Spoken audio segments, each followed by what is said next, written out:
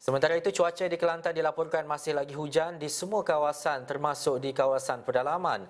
Beberapa sungai utama dilaporkan melepasi bacaan paras berjaga-jaga dan di jajahan Gua Musang sudah ada mangsa dipindahkan ke Pusat Pemindahan Sementara PPS.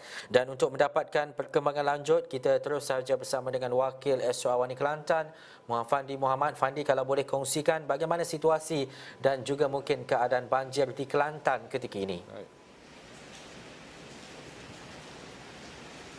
Baik, terima kasih Ehsan di WTC.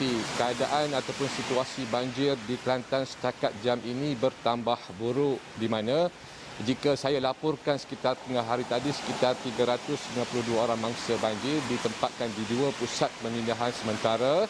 Namun angka itu terus meningkat kepada setakat jam 2.30 petang ini mencatatkan 533 orang mangsa banjir yang melibatkan 106 keluarga yang ditempatkan di dua pusat pemindahan sementara masing-masing di SK Felda Ciku 7 dan juga SK Limau Kasturi 1.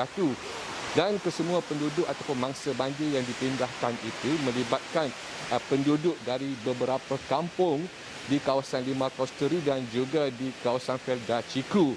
Dan pada ketika ini juga saya dimaklumkan daerah yang bakal menerima hujan ataupun bakal menerima kesan limpahan air sungai ini adalah Jeli dan juga Tanah Merah.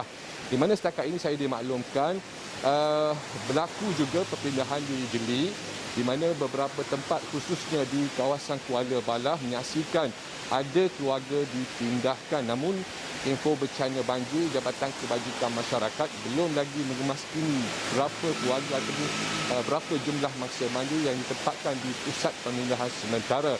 Dan pada ketika ini juga hujan masih lagi tidak reda di kebanyakan tempat di negeri Kelantan ini, yang mana memungkinkan sekiranya hujan ini berterusan, paras air sungai utama di negeri ini akan terus meningkat naik.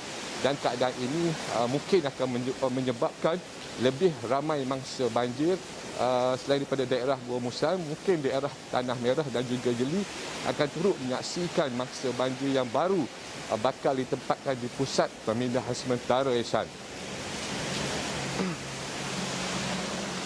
Dan juga Muhammad Fandi, kita tahu kejadian dan juga kejadian banjir ini berlaku mungkin kerap di Kelantan dan sebagainya. Tetapi untuk kali ini, untuk tahun 2021 ini, bagaimana Fandi melihat kepada kesiapsediaan pihak berkuasa, khususnya orang ramai dan juga penduduk di kawasan sekitar? Sebenarnya situasi banjir yang melanda pada tahun ini berlaku dalam keadaan banjir dan juga bencana, di mana SOP yang ditetapkan oleh pihak Kementerian Kesihatan dan juga MKN sudah pasti tertumpu kepada pandemik COVID-19, di mana setiap pusat pemindahan sementara ada turut dikhaskan pusat pengasingan ataupun isolasi bilik isolasi bagi mereka yang mempunyai kes positif ataupun mereka yang mempunyai kontak rapat. Dan juga operasi penyelamatan juga mungkin akan diuruskan dengan baik, di mana setiap bot dan juga lori ataupun jentera pacuan 4 roda mereka akan disanitasikan setiap masa bagi membawa dan juga memindahkan mangsa banjir.